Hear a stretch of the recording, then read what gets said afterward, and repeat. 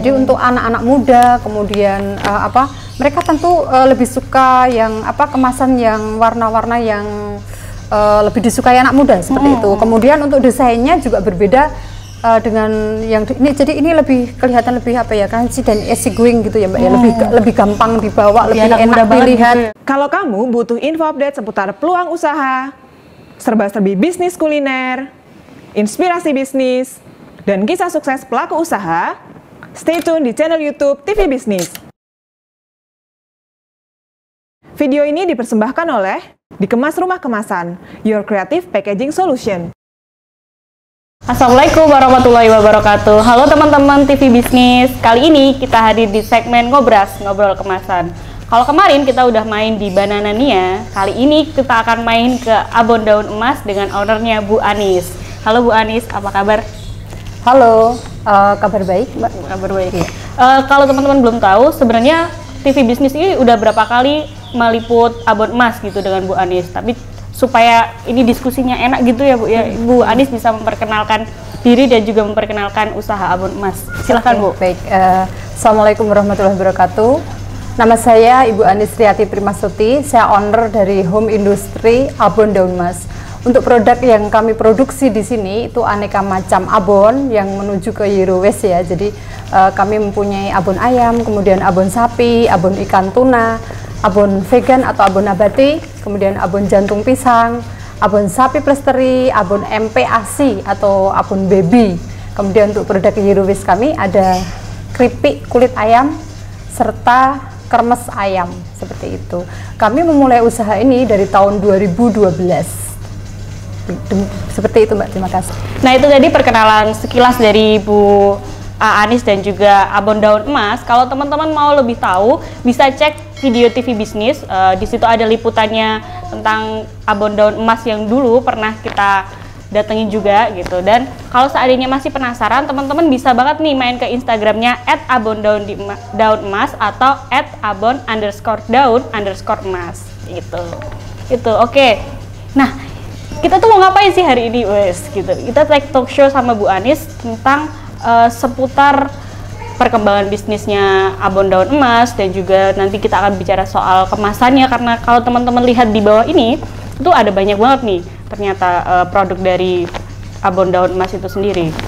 Nah, saya pengen tanya nih Bu, pertanyaan pertama, kalau seandainya kita dengar kata abon itu kan asosiasinya itu adalah daging, ya kan Bu ya? Betul. Nah, tapi kalau seandainya di Abon Daun Emas ini ternyata bukan hanya daging yang diproduksi, tapi juga ada abon dari kluwi, ada kacang tolo ya Bu. Sekarang ganti ke kacang koro, abon jantung pisang. Nah itu kan luar biasa sekali, karena inovasi seperti ini ternyata tidak banyak dilakukan oleh teman-teman UMKM yang lain. Bisa nggak Bu ceritakan asal mulanya kenapa pada akhirnya memilih berbagai macam tumbuhan itu untuk jadi bahan dasar abon? Oke, iya. Baik, begini Mbak. Awal dulu saya memulai untuk memproduksi abon vegetarian atau vegan itu atas permintaan beberapa teman yang memang dia tidak mengkonsumsi daging. Dalam arti begini, nggak adil dong kamu bikin abon tapi aku nggak bisa makan. Istilahnya seperti itu. Sampai akhirnya kemudian saya berinovasi ya, itu membuat abon khusus untuk vegetarian yang memang betul-betul terbuat dari 100% hewan nabati, mohon maaf, non hewani, seperti itu. Saya memutuskan kenapa untuk mengambil kluwih, karena di sini kluwih itu mempunyai tekstur yang mirip daging. Jadi kluwih itu mempunyai tekstur yang mirip daging. Kemudian untuk pendamping dari kluwih, karena kluwih itu cenderung mempunyai rasa yang hambar ketika dibikin abon, saya harus mencari rasa yang mirip dengan daging, seperti itu kan Mbak. Sampai akhirnya saya memutuskan waktu itu untuk mengambil kacang tolo sebagai penggurih atau pengganti rasa daging. Nah, seiring dengan berjalannya waktu, ternyata kok kacang tolo itu sempat mengalami kenaikan harga yang memang betul-betul spektakuler. Dari harga 11.000 per kilo itu menjadi 33.000 per kilo. Kemudian produknya ternyata langka dan tidak ada di pasaran. Nah, kami memutuskan untuk mengganti dengan kacang koro pedang yang memang dari segi rasa itu sebenarnya yang paling mirip dengan daging. Jadi komplit ya, ini kita sudah mempunyai tekstur yang mirip daging dari buah kluwih, kemudian kacang koro pedang itu sebagai pendamping yang menguatkan rasa dagingnya. Jadi tekstur udah dapet, rasa udah dapet. Nah, terciptalah abon nabati seperti ini ya. Ini jadi memang 100% terbuat dari bahan non hewani atau terbuat dari nabati. Nah, ini untuk kaum vegan sudah, mohon maaf, untuk vegetarian sudah bisa mengkonsumsi tanpa khawatir karena ada campuran dagingnya seperti itu. Nah, kemudian untuk yang kedua, kami mencoba lagi berinovasi dengan jantung pisang. Kenapa sih kok jantung pisang seperti itu? Karena saya melihat untuk jantung pisang itu di sekitar rumah saya tuh banyak sekali, banyak pohon pisang. Dan ketika pisang itu sudah berbuah, kemudian tinggal jantungnya, ini tuh hanya dibuang saja, dipakai untuk makan ternak. Kemudian ada memang sih yang dimanfaatkan untuk sayur, tapi seberapa besar itu sangat kecil sekali dan tidak mempunyai ketahanan gitu kan Mbak. Kalau sayur kan hanya dimakan hari ini kemudian habis ya. Saya terinspirasi untuk membuat jantung pisang ini menjadi abon. Itu. Nah, kalau untuk yang nabati tadi 100% dari nabati non hewani, tapi kalau untuk jantung pisang ini kami memang masih ada tambahan 10% ayam. Jadi ada 10% kandungan ayam dari total bahan yang kami pakai seperti itu Mbak. Nah, ini juga untuk penguat rasa dagingnya kami tetap menggunakan tambahan kacang koro seperti itu. Oke, nah ini menarik banget teman-teman karena ternyata Bu Anis ini menyediakan banyak sekali jenis. Pertama ini ada yang sama sekali tidak menggunakan campuran daging, jadi bahannya ada kluih dan juga kacang koro pedang ya Bu? Kacang koro pedang, iya. Kacang koro pedang, dan ini juga ada dia juga pakai jantung pisang tapi sedikit 10%. Ini menarik banget.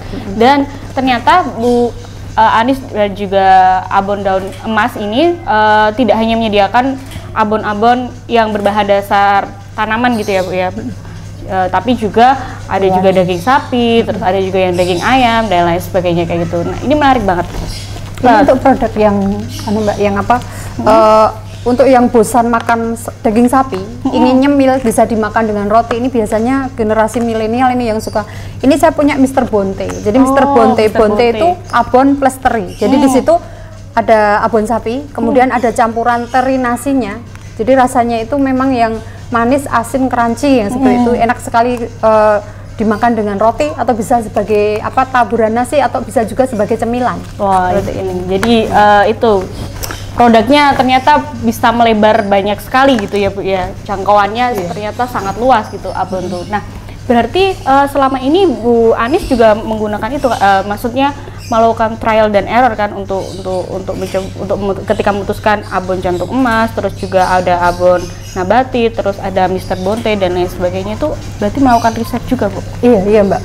Saya kan usaha abon ini melalui satu usaha yang dimulai otodidak seperti itu ya. Jadi saya memang melakukan satu trial yang itu tidak langsung berhasil ya. Jadi kami melakukan trial dan error, termasuk komposisi di dalam kami membuat abon ini, terutama untuk abon nabati sama jantung pisang ya. Karena kalau kita searching gitu ya, kita googling pun kadang resep ini tidak ada di Google seperti itu. Jadi memang untuk menemukan satu resep yang pas itu kami melakukan satu trial dan trial error seperti itu. Jadi apabila ini salah kemudian kami ulang lagi sampai akhirnya kami menemukan satu resep yang pas untuk abon nabati dan abon jantung pisang seperti itu. Berarti kalau seandainya pelaku UMKM jangan takut untuk melakukan trial dan error, karena ternyata kita tidak bisa begitu saja membuat produk tanpa mencicipi terlebih dahulu gitu loh. Jadi sebelum produk itu dibuat publik gitu ya Bu, itu tuh harus melewati seleksi dulu sebelum menemukan akhirnya resep yang pas kayak gitu kan ya Bu ya. Betul, seperti itu Mbak. Jadi riset, kayak lagi riset itu penting ya Bu ya. Riset produk itu sangat penting. Gitu. Terus pertanyaannya selanjutnya nih Bu, karena abon daun emas ini kan punya banyak produk, artinya dengan banyaknya produk, permasalahannya adalah bagaimana menentukan kemasan yang tepat untuk tiap produk ini kayak gitu kan. Karena mungkin abon nabati ini ternyata berbeda, terus abon yang jantung pisang juga berbeda. Teman-teman bisa lihat di depan sini kayak gitu. Nah, itu bagaimana Bu penentuan tiap produknya itu? Dari warna sampai dengan ke kemasannya ya? Oh gitu. Kalau untuk warna, kami memang sengaja memilih warna yang berbeda.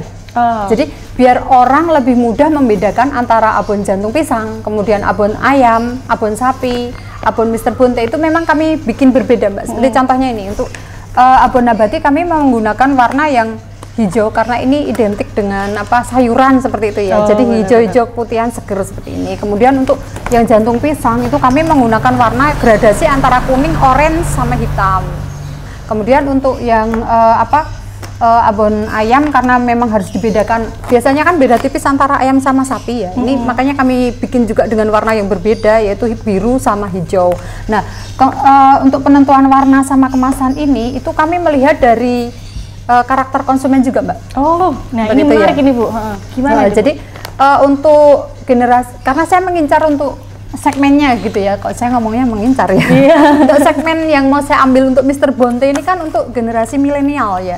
Jadi untuk anak-anak muda, kemudian mereka tentu lebih suka yang kemasan yang warna-warna yang lebih disukai anak muda seperti itu. Kemudian untuk desainnya juga berbeda dengan yang ini. Jadi ini lebih kelihatan lebih crunchy dan easy going gitu ya Mbak ya. Lebih gampang dibawa, lebih anak muda enak banget dilihat gitu gitu ya. ya. Itu seperti ini. Kemudian kalau untuk yang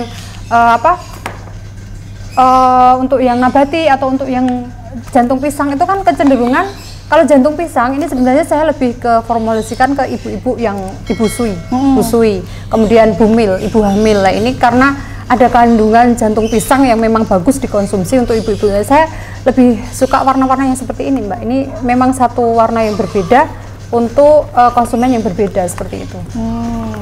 Oke. Bahkan ini teman-teman kalau ini kan abon sapi khusus untuk MPASI ya Bu ya? Iya, Nah, untuk dia juga PSBB. kemasannya juga beda loh. Nah, Seperti jadi ini ya.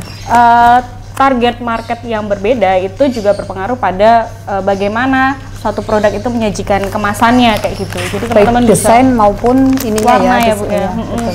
Misalnya ini ya Mr. Bonte. Nah, ini ada dua kan. Itu ada yang pertama ini rasa manis, yang satu lagi pedas. Kalau merah itu memang diasosiasikan dengan rasa pedas. Betul, karena cabe ya. Cabe, Jadi benar. kita pakai yang merah itu untuk pedas, kemudian yang coklat itu karena kan ini gurih manis Mbak. Itu coklat identik dengan manis, itu kami pakai yang warna coklat. Nah, seperti ini. itu. Jadi ternyata penentuan warna, terus penentuan juga kemasannya yang digunakan itu ternyata kalau dari Bu Anis dan juga abon daun emas ini tidak bisa begitu saja gitu. Jadi sekali lagi ada riset target market mana sih yang mau diincar kayak gitu ya Bu ya. Iya, betul.